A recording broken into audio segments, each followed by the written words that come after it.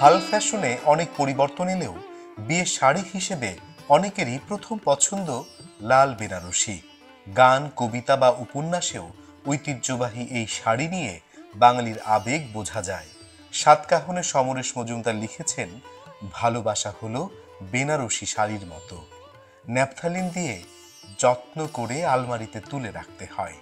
আসলে বিয়ে বলতে আমরা বেনারসিটাকেই বেশি পছন্দ করি। যে সাজগুজের পরে যে বেনারসি শাড়িটা পরলে বউকে যেভাবে ফুটে উঠে বেনারসিটায়, এটা আমাদের অনেক ভালো লাগে। শাড়িগুলো অনেক সুন্দর, ইন্টারেস্টিং, আর ডিজাইনগুলো একটা শাড়ির একরকম। বউ ভাতের শাড়ি, তারপর গায়ে হলুদের শাড়ি, বিয়ের শাড়ি, তারপর আরো অনেক কিছু কিনেছি। আমরা শাড়ি নামায় কিন্তু মানুষের পরতে দেখি না।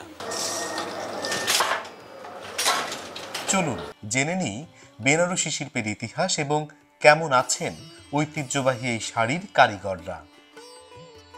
বেনারসির যাত্রা শুরু প্রায় 500 বছর আগে ভারতের বেনারসে। মোগল সাম্রাজ্য থেকে পথ চলা শুরু হয় বাহরি নকশার এই শাড়ি। সম্রাট আওরঙ্গজেবের আমলে রেশম ও অলঙ্করণের বেশিরভাগ উপাদানের আকস্মিক দাম বাড়ে। তাঁতিরা অর্থনৈতিক সমস্যা থেকে মুক্তির আশায় উপমহাদেশের বিভিন্ন স্থানে ছড়িয়ে পড়েন। ইংরেজ শাসনামলে 370টি মুসলিম তাঁতি পরিবার পূর্ব বাংলায় জীবন গড়তে আসেন। বেঁচে থাকার উপায় হিসেবে তারা বেনারসি শাড়ি তৈরির কাজ ধরে রাখে। তাদের হাত ধরেই ঢাকায় বেনারসির যাত্রা শুরু। গুণগত মান আর চাকচিক্যময় ডিজাইনে একসময় বেনারসকেও ছাড়িয়ে গিয়েছিল ঢাকায় বেনারসি। এই শাড়িকে কেন্দ্র করেই রাজধানীর মিরপুর 10 নম্বর সেকশন সংলগ্ন এলাকায় গড়ে ওঠে বেনারসি পল্লী। 49 বছর থেকে আমি এটার মধ্যে তাঁতি থেকে জামদানি বেনারসি শাড়ির থেকে আমি এটার মধ্যে আছি। এখন থেকে ইন্ডিয়ান শাড়ি ঢুকার পর থেকে আমাকে মিরপুরের তাঁতিরা যেমনি ধ্বংস পথে চলে গেছে। বাহিরের থেকে প্রচুর পরিমাণ বর্তমানে আমদানি হওয়ার কারণে দেশি যে বেনারসি সেটার চাহিদা মূলত দিন দিন হ্রাস পাচ্ছে। 1947 সালে ভারতবর্ষ ভাগের পরও তাদের ভাগ্যের চাকায় গতি ফেরে না। বেনারসি শিল্পী সম্প্রদায় তবুও পেশা হিসেবে বেনারসি শাড়ির তৈরি ও কারুকাজে সংগ্রামী অবস্থান ধরে রাখে।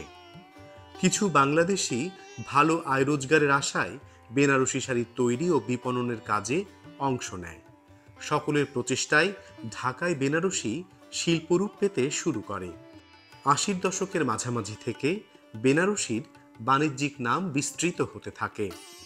90 দশকের শেষ পর্যন্ত ঢাকায় বেনারসি জাতীয় ও আন্তর্জাতিক খ্যাতি ধরে রাখে। পল্লীর পুরো এলাকার এক অংশে তাঁতিদের বসবাস এবং কারখানা, আরেক অংশে শোরুম। তবে ফিকে হয়ে আসছে ঢাকায় বেনারসির চাকচিক্য।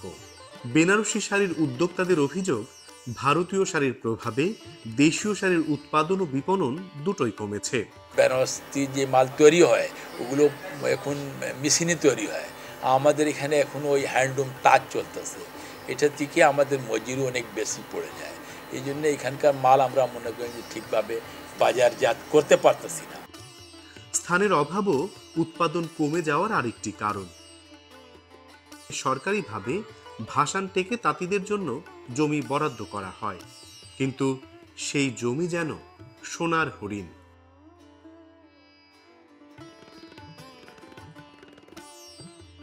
দিবে দিচ্ছি করে করে আজকে অনেক লোক দুনিয়া থেকে চলে গেছে। এই ব্যবসা করবে, জায়গার আশা, ব্যবসার আশা, মেশিন খুইলা অনেকে ঘরে থুয়ে রাখছে, জায়গার জন্য করতে পারে না। অনেকজন রিক্সা চালায়, অনেকজন কেউ চটপটি বেচে, অনেকজন কেউ শাড়ি বেচতে থাকে, কেউ ঘুরে ঘুরে কাপড় বেচতে থাকে, কেউ অনেক ধরনের ব্যবসা লিপ্ত আছে। কারিগরের অভাবেও ধীরে ধীরে বন্ধ হচ্ছে বেনারসি তৈরির কারখানাগুলো। প্রোডাকশন হিসাবে আমরা কাজ করি। শাড়ি নামলে টাকা পাবো না, পরিবার নিয়ে চলতে পারি না। টাকা পাইলে বাস ওই কাঁচা সামান বা চাউল ডাল উঠায় শেষ, সব বাইর হয়ে গেছে। এই কাজের থেকে ত্যক্ত হয়ে গেছে সব। শাড়ি নামাইলে পয়সা পায় না, মহাজন করে মার্কেট শাড়ি চলে না। কারিগররা বলছেন, দেশে এখন সব জায়গায় ভারতের শাড়ি পাওয়া যায়। মেশিনে একজন কারিগর সপ্তাহে 3টি শাড়ি বানাতে পারেন। মেশিনে বোনা ভারতীয় বেনারসি শাড়িগুলো দেখতে উজ্জ্বল, ডিজাইন মসৃণ এবং দাম কম হওয়ায় ক্রেতাদের এর প্রতি আগ্রহ বেশি। তবে মেশিনে বানানোর চাইতে হাতে বানানো শাড়ির মান ভালো বলে দাবি কারিগরদের। আধুনিক যন্ত্রযুগ এবং সস্তা সিল্কের তৈরি কৃত্রিম শাড়ির কারণে আন্তর্জাতিক খ্যাতিসম্পন্ন মিরপুরের বেনারসির উজ্জ্বল সূর্য আজ প্রায় অস্তমিত। ঢাকায় বেনারসির স্বর্ণালী দিন ফিরিয়ে আনতে প্রয়োজন রাষ্ট্রীয় পৃষ্ঠপোষকতা এবং দীর্ঘমেয়াদী পরিকল্পনা। এটা বাঁচায় রাখতে গেলে এটা ওই যে আবার ওই ব্যাংক থেকে লোন টোন নিব, লোন নেওয়ার পরে আবার মেশিন আনবে। কাস্টমার তো চায় যত চিপ রেট চায়। একটা লোন পাইলে আমরা একটা তাতে আগে বাড়াই, তারপরে যেমনি আমাকে জায়গা দেওয়ার কথা সরকারের বুঝতে হইব কি দরকার আছে, কি চাহিদা আছে। দেশীয় পণ্য আপনারা ক্রয় করবেন তত বেশি এগুলো আমাদের জন্য লাভবান হবে। ঢাকায় বেনারসির সুদিন কি ফিরবে?